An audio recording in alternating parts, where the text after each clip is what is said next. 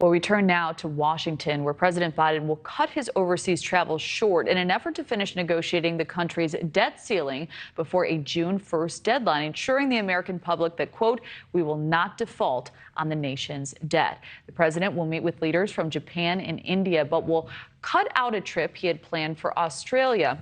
If the U.S. defaults on debt on June 1st, China may stand to gain the most. Earlier, we spoke with author Gordon Chang about it. Here's what he had to say. China wants its currency, the renminbi, to be the world's reserve unit.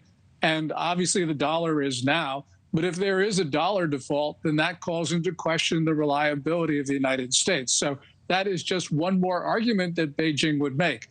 Now, Beijing has problems of its own. Its currency is not convertible. There are a lot of other issues. But nonetheless, China is a long game on this one, and they believe that they eventually will be able to get rid of the dollar.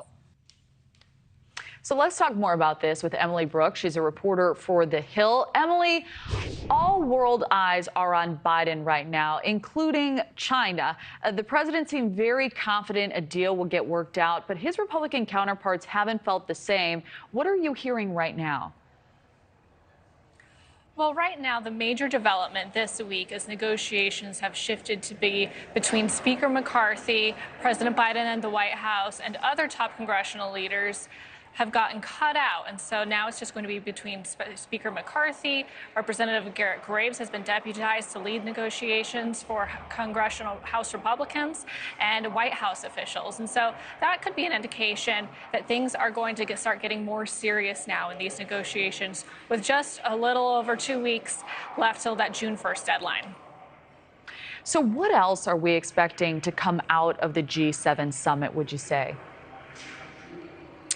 Well, the G7 summit, you did mention earlier that President Biden had to cut that trip short on that overseas trip, cutting out an Australia tour.